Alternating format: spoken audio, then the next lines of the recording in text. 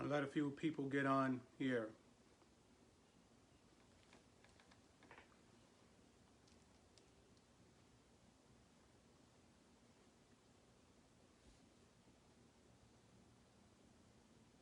Waiting for a few people to get on. And then we're going to talk about it.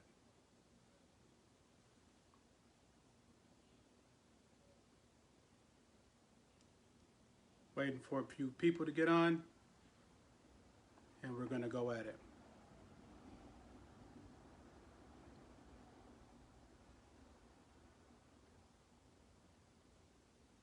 Waiting for a few people to get on. Then we're going to go at it.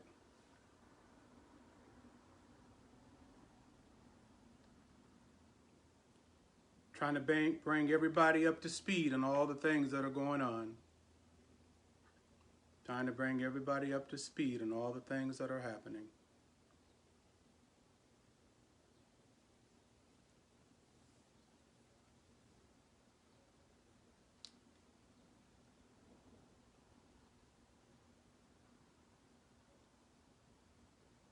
Letting a few people come on, guys.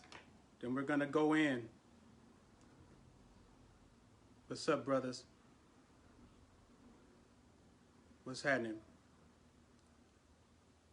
Yes, a few people, just a few people, and we're going to go in.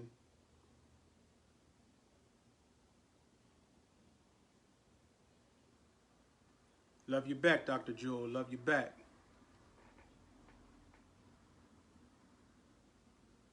We've been trying to get Dr. Claude Anderson, but his wife says he's too sick to come. So we'll do some more attempts. She says he's too sick. We've tried numerous times to get Dr. Claude Anderson to come.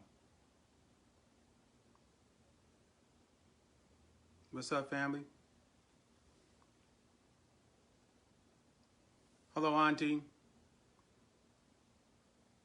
Ty, yeah, we represent around here.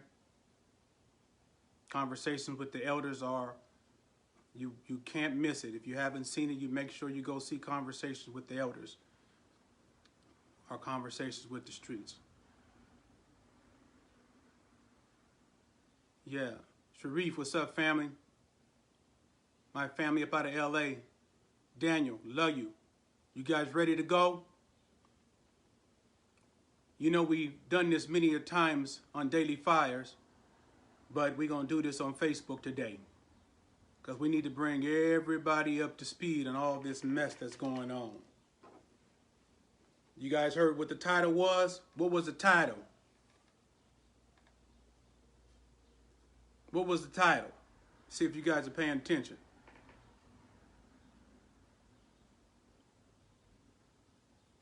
What's the title? What did I put the title up as?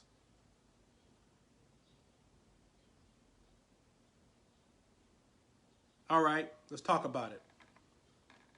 When you come from the king, when you come for the king, you best not miss.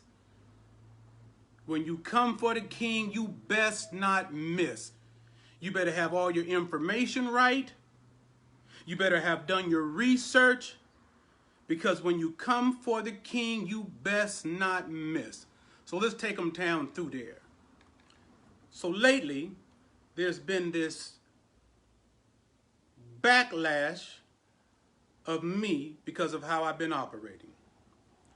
Now again, I'm from the streets. I know who my audience is. And even when I was in the streets, people that have not involved themselves in the streets are considered squares. You never understood how the streets operate. Now let me explain something to you. The black community is a subculture. And the street life is a subculture within that, where there are rules, laws, and regulations like the mafia, right? So there's an accountability measure in the streets that the average person just might not understand. Never would understand unless you have had some involvement in the streets to understand that subculture in the streets. I understand that subculture in the streets, right? I understand that in the streets that if an individual is not principled by his word, that the consequence behind that is not somebody talking about you like people that are not in the streets nor have participated in the streets. See, for instance, you know, if you're in a church setting and you do something and you don't keep your word about it in the church, the consequence is not death. Well, where I come from, if you don't keep your word about something, if you don't have a level of integrity about your word, the consequence within this subculture is death. Now, whether anybody that's not in the subculture agrees with it or not, you don't understand some of the fundamentals that we have agreed to within this said subculture. Do you understand? Right? So I come from that subculture, wherein if you're faced with a dilemma, on the most part, you don't go to the police to complain about that dilemma. You go, it's like you don't make police reports, you make street reports. Because within our subculture, it is looked down upon. Okay? So I'm just trying to build a foundation for some of you to understand how I move and why I move the way that I do, seeming that there's such a big backlash out there about my movements. So let me break it down to you, right? So understand that. So now in the streets, there's certain levels within the streets, right? There are people that are, we call them runners, right? There are also people that people might have seen in movies, or you have maybe thought about in a rap song, and you're trying, if you're not been in the street, you're trying to have that type of information, a movie or a rap song, to define what you think you know about the streets, right? But that movie is not defining the real, because some of those movies are by people that don't have the information. So they're guessing about what this subculture is about. Well, when nobody really understood the mafia until some of these movies start coming out like Goodfellas, that was showing you the subculture, right? The subculture that operates within the culture. Do you understand what I'm saying? So when the Godfather came out and when Goodfellas came out, it was showing you something that you've never seen before, right? Something that you've never understood before. Well, that's just like the black community and the subcultures within the black community. There are things there that you can only guess about.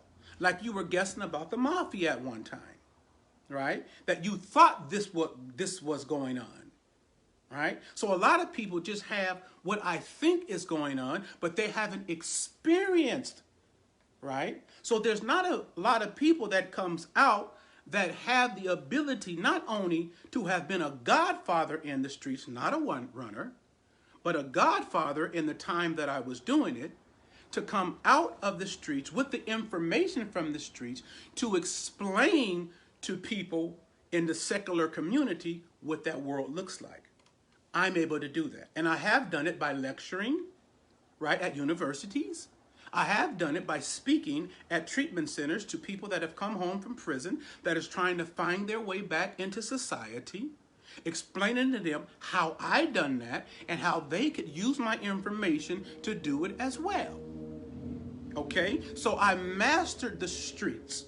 I mastered all the information in the streets because, again, I was not just a runner on the streets. I was a godfather in the position in the streets that I made. Now, it doesn't matter what you think about that as somebody who's never participated, because you have never been my audience. The streets have been my audience. Those are the people that I'm concerned about, the ones that have been overlooked, the ones that are judged the most, the ones that people think that they don't have anything to offer to the world or to the community, that have always been my first love, right, where I come from.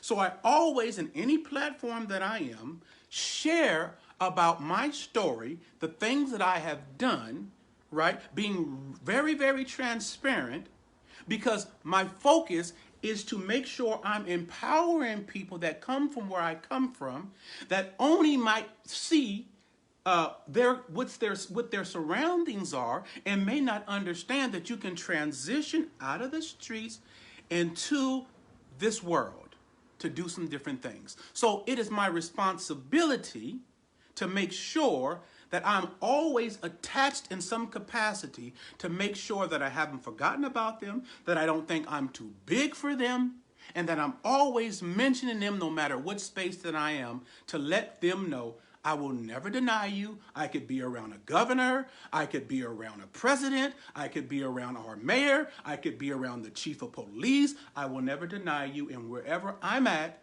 you are too. And the evidence that I'm here is to show you, without giving you any excuses, that you can be here too. Because my story is I was born from a pimp and prostitute.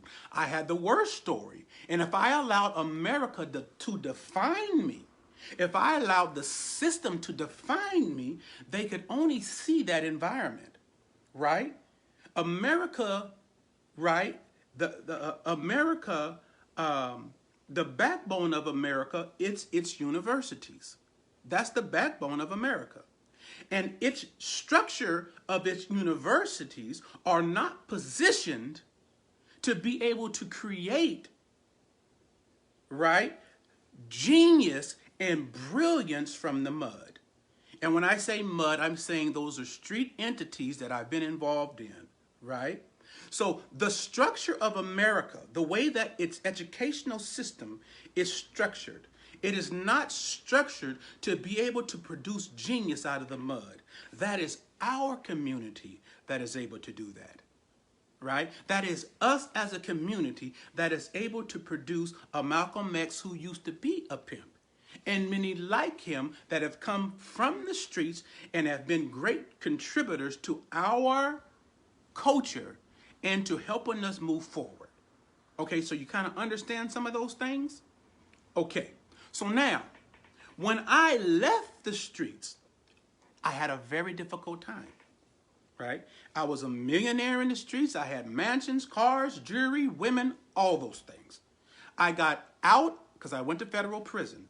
I got out of federal prison and I was married to my wife in jail. We got married in jail because I wanted to make sure that as I'm trying to be an example to those who know of me, from a movie called American Pimp that the Hughes brothers made, and you might know who the Hughes brothers are. The Hughes brothers made The Book of Eli with Denzel Washington.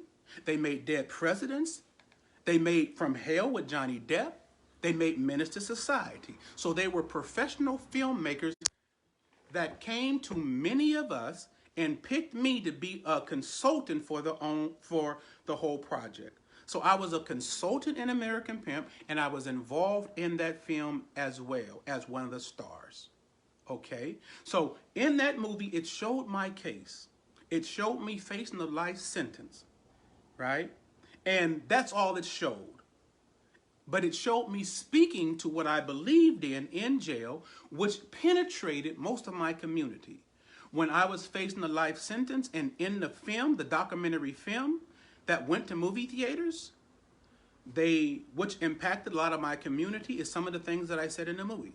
That you have to be a man before you're anything. You have to be a man before you're a pimp, doctor, or lawyer. You have to be a man first. And when I was facing a life sentence, I said, if they think that them bringing me to jail is going to strip me from being the man that I am, then they're badly mistaken. So my father taught me about manhood, and most of all, he taught me about principles, right? Something to live up for. Martin Luther King said, if a man living, having found something worth dying for, that he's not fit to live, right? So it was big in my family, even though I was from the streets, there were certain priorities of things you could and could not do, right? And one of those things was to violate manhood, even when I was doing what I was doing. So people have this idea that some people out of the streets, for some reason, are not principled individuals. But on the contrary, we are the most principled individuals because we've had to be principled up underneath the pressure. If you're not, they will take your life. A lot of the violence that you see that happens in the street is because somebody wasn't principled. Somebody didn't live up to their word, and somebody lied. So you see a lot of violence in the street because of that. Now, you don't know that, but I'm telling you that's what it is. Honey, sorry guys, can you get that and stay a little bit to stop barking like that? Who is that? Mom, could you get that? Little bit. Stop it. Sorry. So, who is that? Sorry, guys. Give me a little time.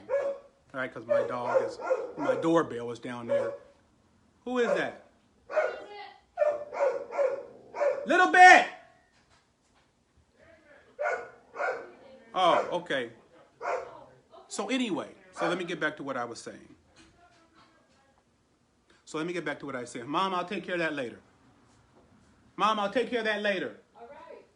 So let me get back to what I was saying. So again, on the contrary, that they are the most principled people, because there's a life and death a sentence that's held upon the life of people that come from the streets, right? Okay. So now let's talk about transitioning out of the streets when I just came home from prison and I had nothing. I had no money, and I went to Vegas because that's where I had my supervised released. And I went to Vegas, and I decided to go home to my people, my family in Los Angeles, because I was born in Seattle and raised in both places, because my mom's side of the family was in Seattle and my dad's side of the family was in LA. So they kind of ping-ponged me all my life. So I felt like I needed some support. So I went to my family in LA. Now that's where I really was faced with whether I was going to be principal or not. Because when I went to Los Angeles, I was broke. And I knew that I had the capacity in 2 weeks to go out there and to change my life because of the information that I had. And I was 10 times more popular when I got out because of the movie had came out than what I was when I went in. So there were many opportunities for me to go in the street. But I had made a promise to the Most High, and I said that I'm going to stand on what I said that we were going to do here next, right? And so there was sometimes I didn't have 20 bucks in my pocket, right? And some of my friends are driving around with Rolls Royces, and I got out of prison in 2001, and so around 2002, and I was at home, and I couldn't do too much because I was on supervised release, had no money, and the temptation was for me to go back into the streets. There was a temptation, a real temptation, because I wanted to take care of my family, I wanted to take care of my wife, but I stood the course. And it was painful because I had a lot of people, like I said, that were out there rolling in Rolls Royces and Bentleys, and I knew that I was 10 times sharper than them because, remember, when I was doing it, I was the Godfather, right? So that was a test for me. And I overcame that test. And every test that came that challenged me on whether I would go back or not, I just took it. And for 10 years, it was the most miserable time financially in my life that I ever had. But I had made the Most High a promise, and I was going to stick to it. And I stuck to those promises. These are some things you guys didn't know. These are some of the things that you guys couldn't appreciate, but street cats could appreciate, because they know my story and they know what I had to stand against in order to survive and not go backwards. So I didn't. So remember, I got out of prison, I was married, right? So let me advance that up to when I came back to Seattle. Before I came to Seattle, I was lecturing at universities. I was speaking on television. I spoke on Montel. I spoke several times on the Trinity Broadcasting Network, which is the largest Christian network in the country. I was just telling my story of redemption, just telling what I've come through. And just saying that people, you don't have to be defined by your mistakes. I was just telling my story. And I wanted to be extremely transparent, right? Because I know people that know me from American Pimp was saying, God, that Dre, they used to call me Gorgeous Dre. He was the Godfather.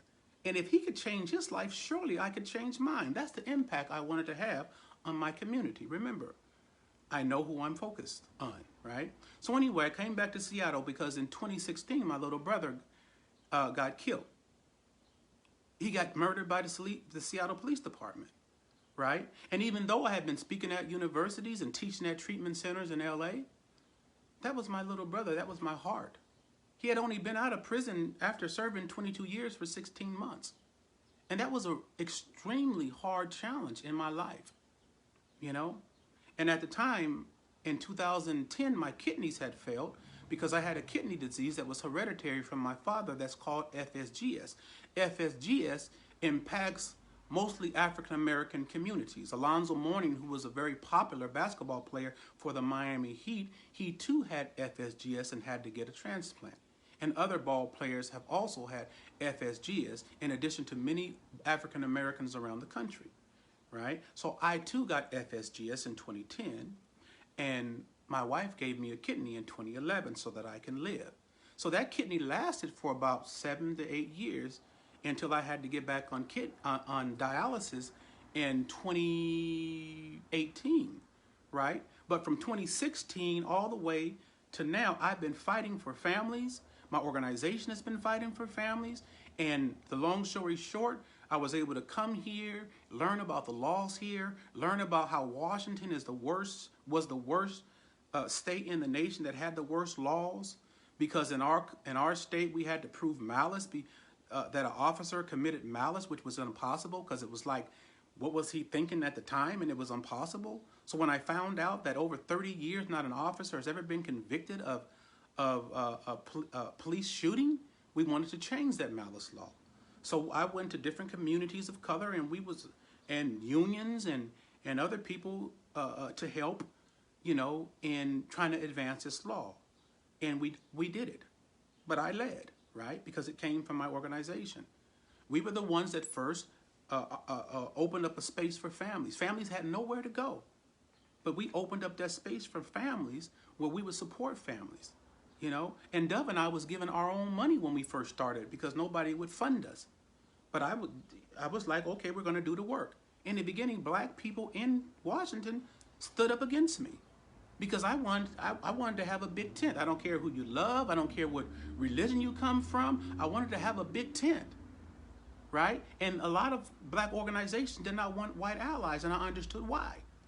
Because previously, white allies have tried to come over, take over grassroots movements and try to take the credit for it.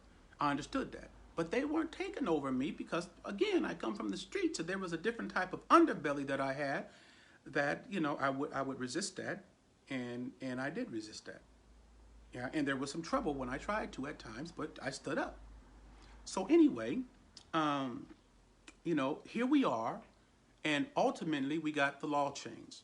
We became the first and only state with a police accountability law in the whole nation in 2018, with 60% of the vote and 70 around the state and 71% in King County. Those are huge numbers. That's a mandate, right? So I've been still working with families because when a family experiences a shooting, we're the first organization, on the most part, that they're going to get in contact with because we established a space for families to be. Right? So now, let's bring it up to this point now where I have to bring it up to this point now. So not only did we change, let me just say this, not only did we change the law, we and a coalition of others changed the inquest process. Where Dow, the city executive, after going through many meetings with family and his staff and him and law enforcement, finally sided with families to make the inquest process much more fair. Now, it's being challenged because they don't like that it's more fair. In some of my conversations with law enforcement is you've had it so good that bringing it up to just equal makes you feel like you're disadvantaged because it's been so disadvantaged so long. But Dow ultimately agreed with us. Okay? So we're still working on that now, and we need your support for that as well. So anyway, let me bring it up to today's time. Okay, because there's been this idea that I've been compromised because, I work with the mayor, and I partner with the Chief Best, because I've always done that. With 940, we worked with some of the top police unions in the state. We partnered with WACOPS, we partnered with the FOP, and we partnered with WASPEC. And we partnered with unions and with natives and Latino organizations and Asian Pacific Islander organizations. So when people are saying you're partnering with police and all that, I'm telling them, listen, if you're not at the table, you're on the menu, right? You're seeing things distorted.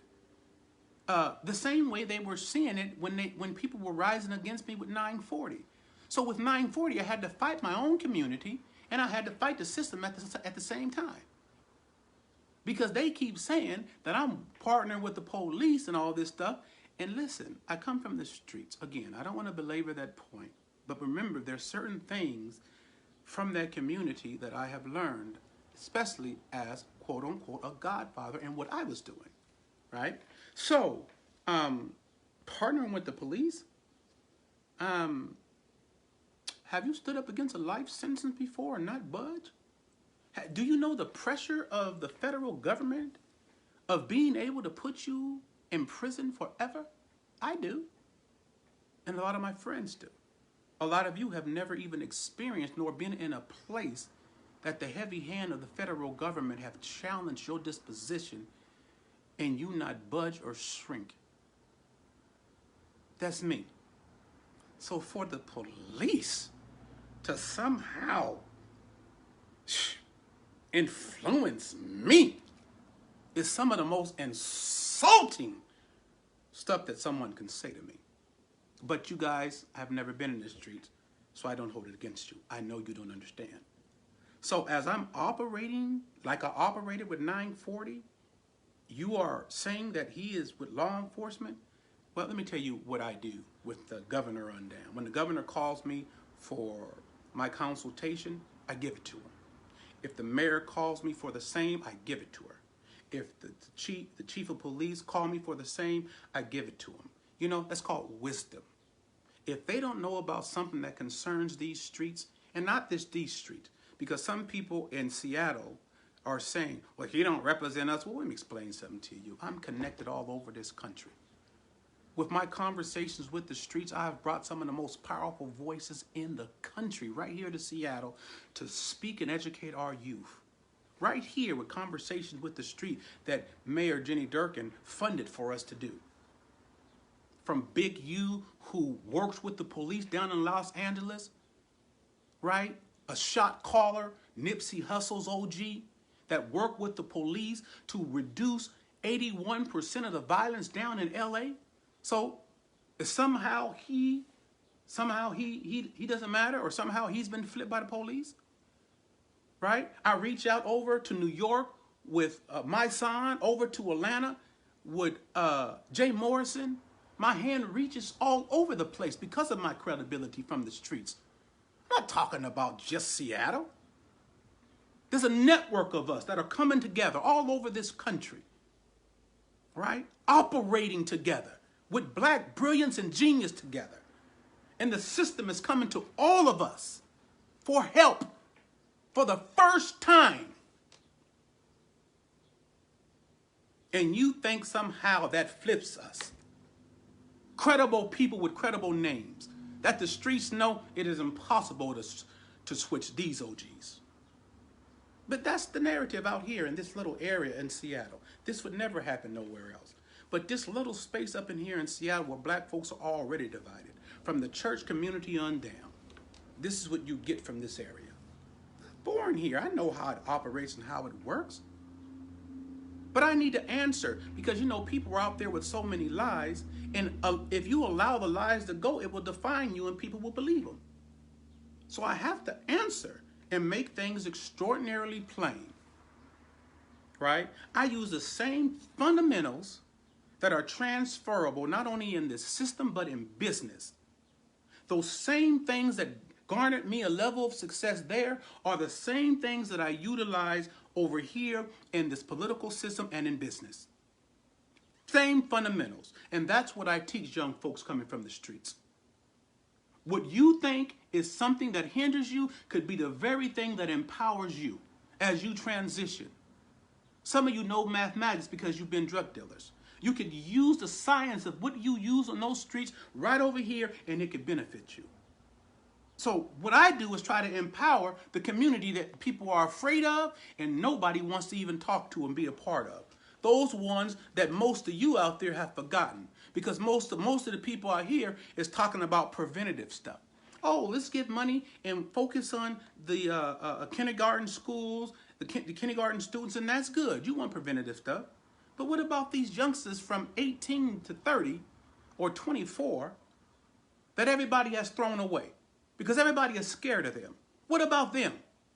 You don't want to talk about them. You just want to overlook them because you want to talk about, oh, we'll just put all our energy on preventative matters. Oh, no. Oh, no. Not me. I'm going to bring them up. The forgotten. I'm going to bring them up because I was that. And I don't care what you think about it.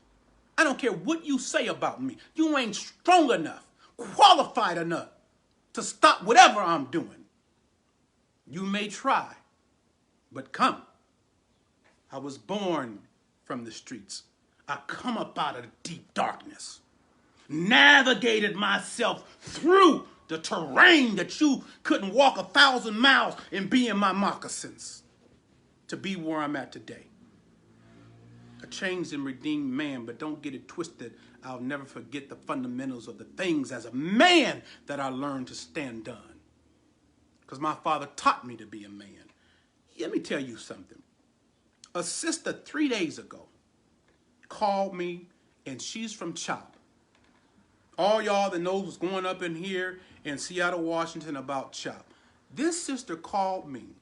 This is a true story. I could call her name, but I'm not. The sister said, from CHOP she is, we love your work. This is what she said to me. But we wish you were a woman. I was like, what the hell? You love my work, but you wish I was a woman? What? Oh, is that the kind of time we're on? You want to emasculate the black man? That ain't happening. Because I represent the black man in all his beauty and glory, rising from the ashes. Oh, yeah, I said from the ashes. So judge those ashes. Throw darts at those ashes. Talk about those ashes. Demean those ashes. Yet I rise. And you know that story. And still I rise. Thank you, Maya Angelou. The black man has been so diminished. It has been a concerted effort for years to diminish him, to diminish his leadership, to diminish what he means to the family, right? To diminish everything that he represents. And you are mad because I represent the strength of the black man. Disciplined, never compromised. Never told on an enemy. Never told on a friend. Lied on an enemy. I said never told on a friend nor lied on an enemy. Principled man from his bones on up. And you got a problem with that. But you like my work. But you wish I was a woman. Is that the time we're on right now in Seattle, Washington? That you feel like the black man has no place? Really? Is that what we're on? And especially this black man who has a history that makes you uncomfortable? Let me tell you something that just happened.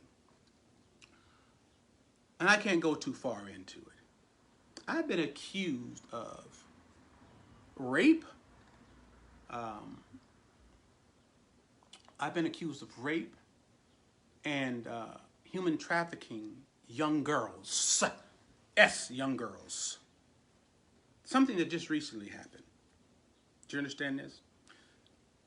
It was so ugly that the, quote, young girl who is now 38 years old got on the page that was saying those things about me and corrected the record and told them the truth.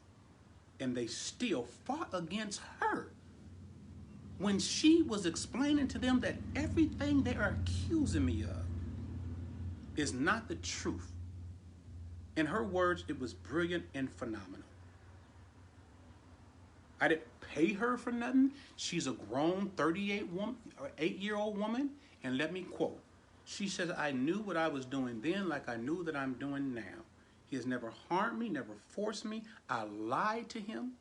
And they said and they were telling her that's no excuse. So she said, if I bring fake ID that says I'm 18, he's not supposed to believe it?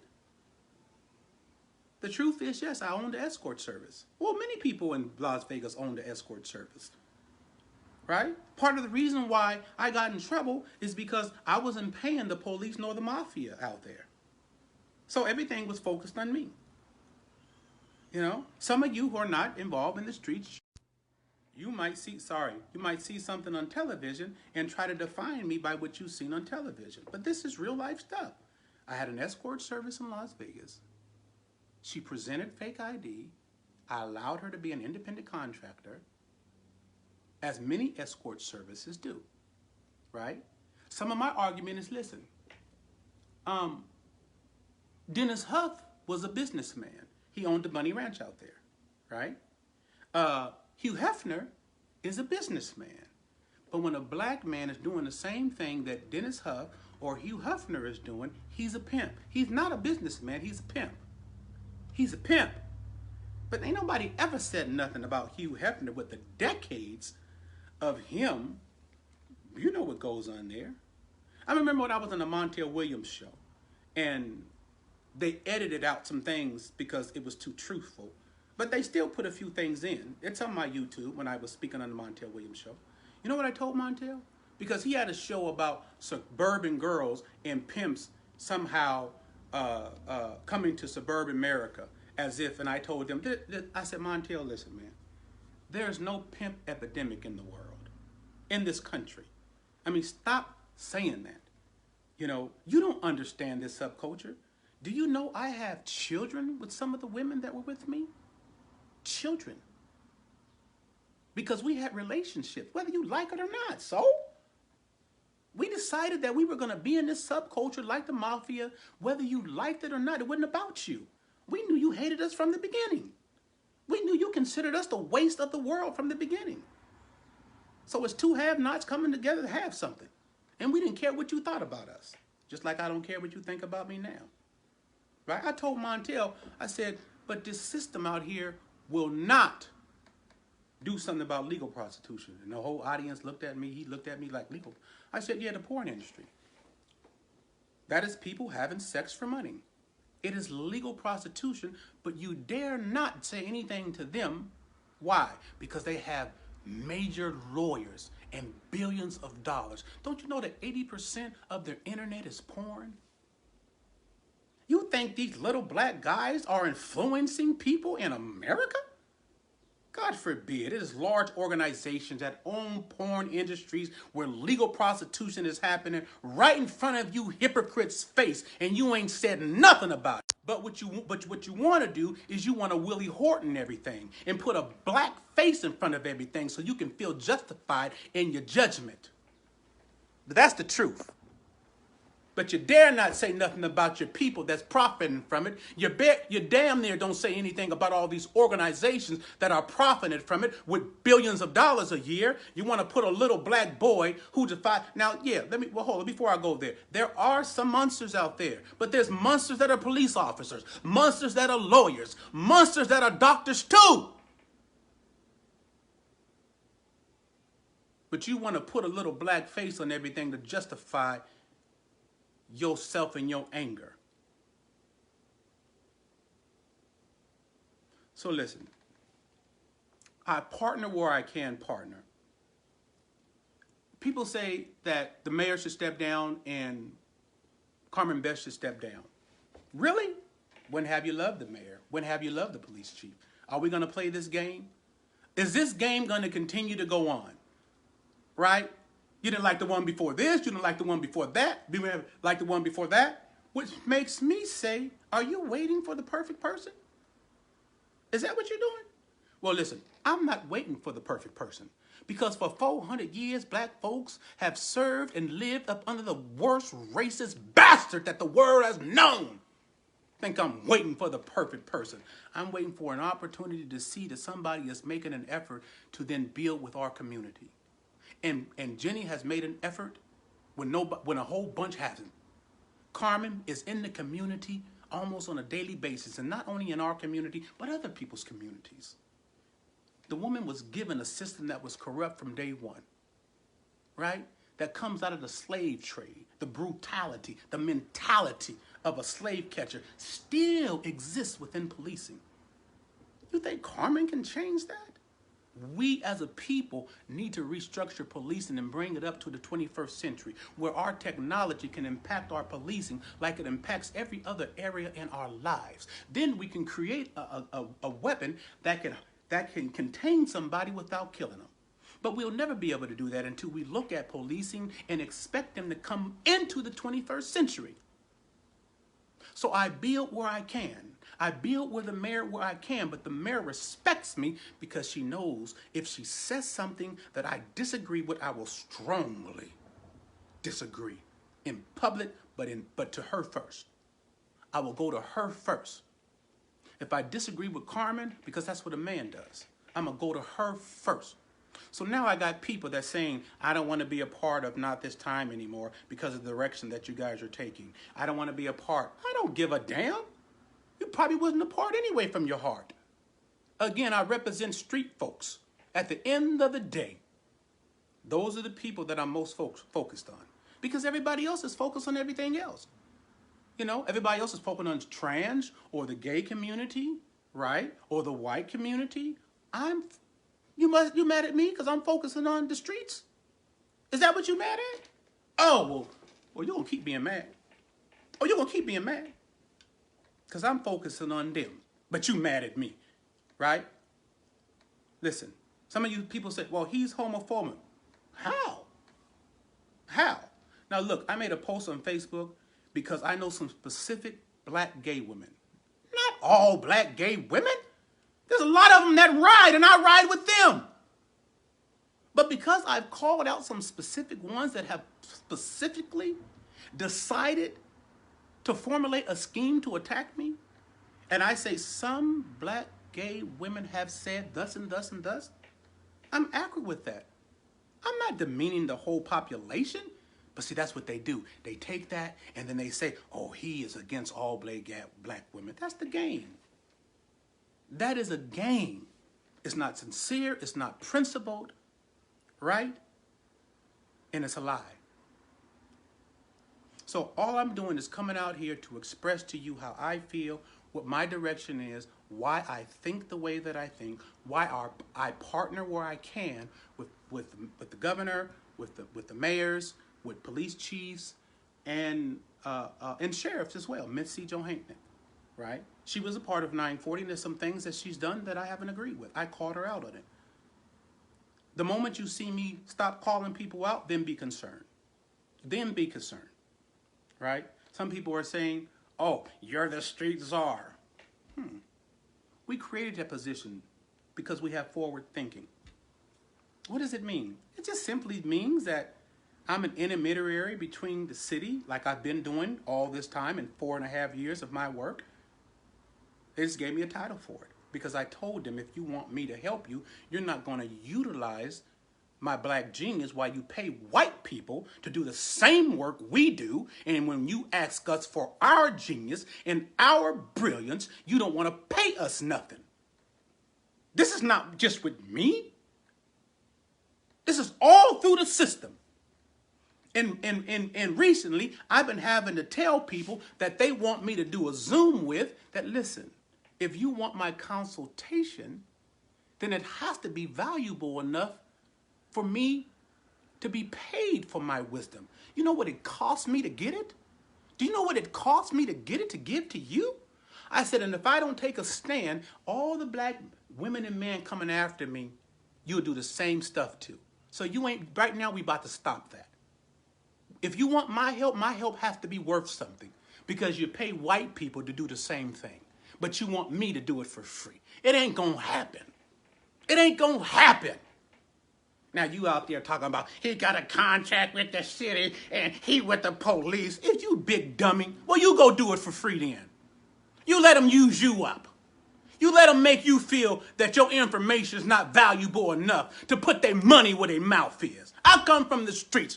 Put your money where your mouth is. Whatever I can offer you. It's just like when they give money to all these white organizations try to act to help black problems. And then when we come along in our grassroots organizations, you want to give it to us. You want to give it to those white organizations that don't even know nothing about us. But you want us to do it for free. You crazy. You're crazy. You're crazy. Anyway, I didn't expect this live to be as long as it was. But, you know, for you that want to pick apart what you want to pick apart, go do so. My audience is the streets. They support me. I love them. They love the things that I'm doing. Because they see me. They see themselves. They see me and they see themselves. They see themselves in me. Wherever I'm at, they're saying I can do that. Right? So judge me and judge Malcolm at the same time. When you judge me, judge Malcolm X. Some girl said, I want him to be responsible for what he did. Well, I went to prison and did what I had to do. Did my time. You want me to keep a mantle over my neck for you? You want me to go around with my lip poked out and me sad and with my head down for you? Is that what you want? I got a father that never taught me to be that kind of person. Even facing a life sentence, I wasn't that. Who are you? Who are you? Nobody. You ain't a peer of mine. You ain't nobody I look up to with any statue and any principle. You ain't nobody to me. It's almost laughable. Again, when you come for the king, you best not miss. Peace.